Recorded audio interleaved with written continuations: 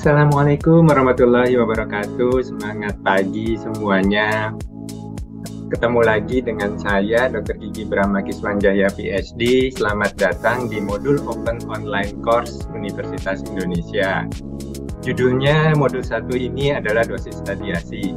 Sebelumnya sudah pernah dilakukan pemeriksaan radiografik, mungkin punya pengalaman ketika mau di medical check up di ronsen torak atau ketika di dokter gigi dilakukan pemeriksaan panoramik. Nah, pernah penasaran kira-kira berapa dosis radiasi yang diterima oleh tubuh kita pada saat melakukan pemeriksaan radiografik tersebut? Kali ini kita akan belajar tentang dosis radiasi di modul 1. Dosis radiasi ini merupakan dasar untuk mempelajari dari modul 2 dan modul 3. Di dosis radiasi ini, kita akan belajar tentang definisi dari dosis radiasi dan berbagai jenis dari dosis radiasi itu. Jadi apa itu dosis radiasi? Dosis radiasi adalah jumlah radiasi yang terdapat dalam medan radiasi atau jumlah energi radiasi yang diserap atau diterima oleh materi yang dilaluinya. Materi ini berarti tubuh kita atau pasien yang dilalui oleh sinar X. Berikut adalah ringkasan kuantitas dan satuan radiasi. Ada berbagai macam dari dosis radiasi tersebut, sehingga kita akan mempelajari beberapa hal yang sangat sering digunakan sebagai satuan dari dosis radiasi, yaitu absorbed dose. Yang kedua adalah equivalent dose, dan yang ketiga adalah effective dose. Kita mulai dari yang pertama, yaitu absorbed dose, dilambangkan dengan huruf D besar, yaitu dosis serap radiasi. Cara mudah menghafalnya, kita hafalkan dari namanya saja, yaitu dosis serap radiasi. Artinya, dosis ini digunakan untuk mengetahui jumlah energi dari radiasi pengion yang diserap seluruhnya oleh medium. Jadi dosis serap ini dia mengukur seluruh dosis serap langsung yang diterima oleh medium. Satuan SI-nya adalah Gray dan satuan tradisionalnya adalah RAD, Radiation Absorbed Dose. Dosis yang kedua adalah dosis ekivalen atau kita lambangnya adalah HT, equivalent dose.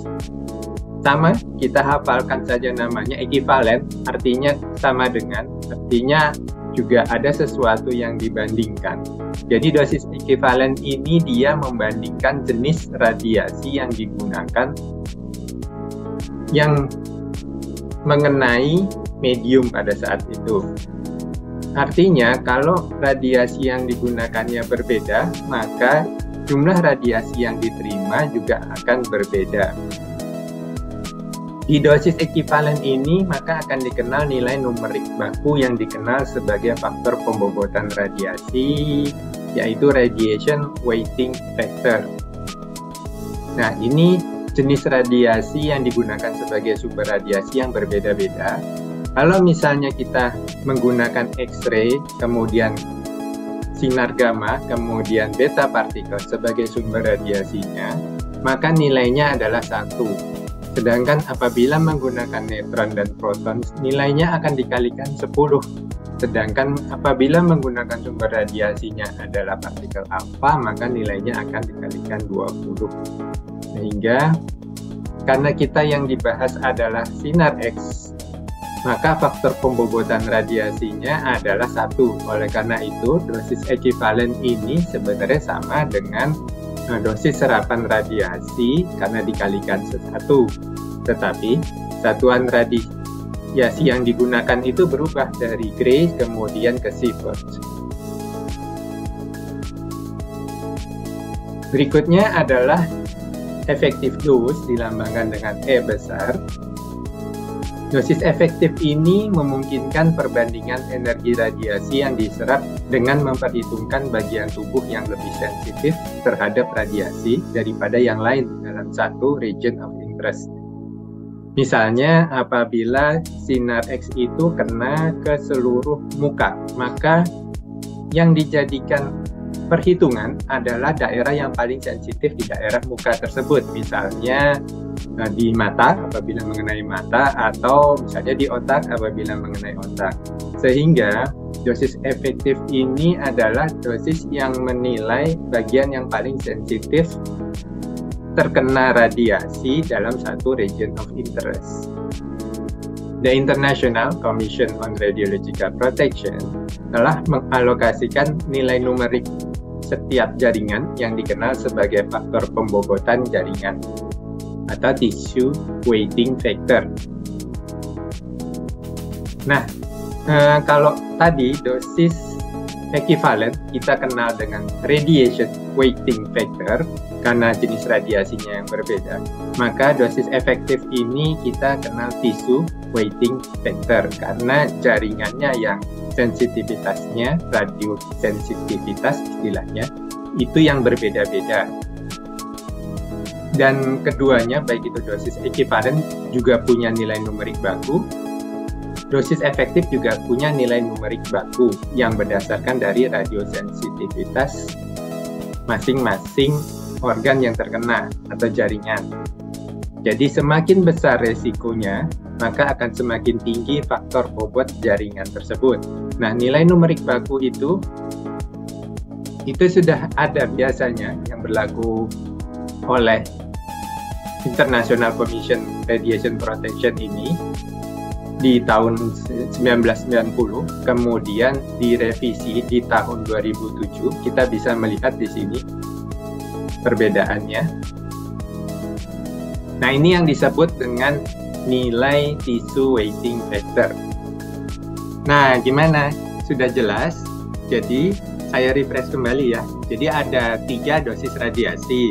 Yang pertama, dosis radiasi serap.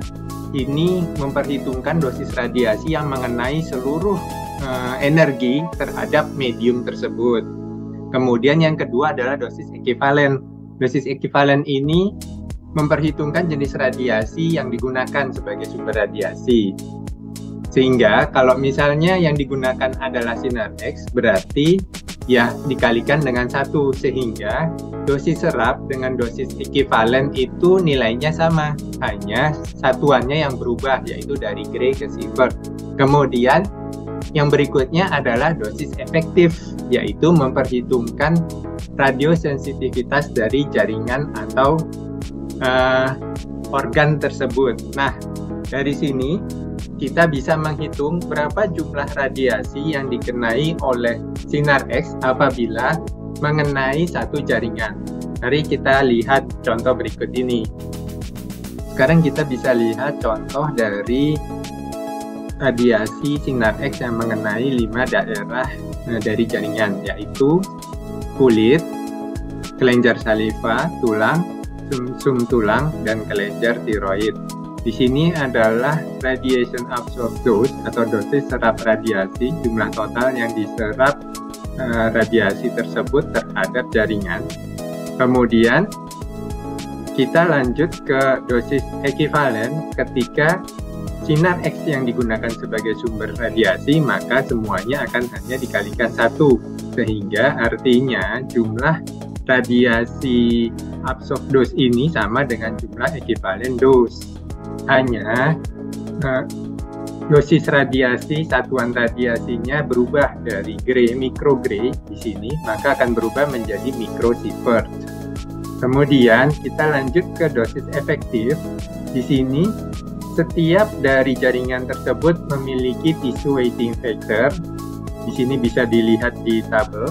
Berbeda-beda antara kulit, kelenjar saliva, tulang, itu berbeda nilainya dengan sumsum tulang maupun berbeda dengan kelenjar tiroid. Sehingga nilai numerik baku ini dikalikan dengan ekivalen dose yang ada di tabel 2, sehingga kita bisa mendapatkan masing-masing dari dosis radiasi efektif dose dari jaringan tersebut. Kemudian akhirnya kita bisa mengetahui jumlah seluruh dosis efektif yang dikenai oleh sumber sinar X terhadap seluruh jaringan tersebut dengan cara menjumlahkan seluruh angka di tabel 3 ini, sehingga didapatkan 12,15 mikrosievert. Ini adalah total dari jumlah dosis radiasi yang terkena pada 5 jaringan tersebut. Nah, dari sini akhirnya kita bisa mengetahui ini adalah tabel efektif dose dari setiap pemeriksaan radiografik, baik itu di kedokteran gigi maupun di medical. Kita bisa lihat di sini perbandingannya efektif dose yang diberikan oleh sinar X pada teknik pemeriksaan radiografis bite wing, kemudian panoramik, kemudian oklusal, terus sampai ke chest maupun CT, baik itu CT untuk kepala maupun di CT untuk dada ataupun untuk CT mandibula dan maksila. Kita bisa lihat di sini berdasarkan dari perhitungan efektif dose yang tadi kita sudah pelajari. Nah, kalau sudah sampai sini, mudah-mudahan harapannya dari adik-adik mahasiswa semua sudah paham tentang penggunaan dari atau bagaimana caranya mendapatkan dosis radiasi tersebut.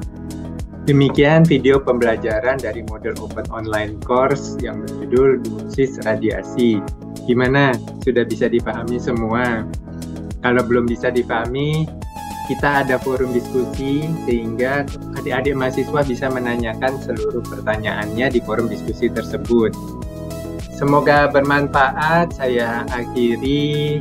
Selamat belajar semuanya. Billahi taufiq hidayah. Assalamualaikum warahmatullahi wabarakatuh.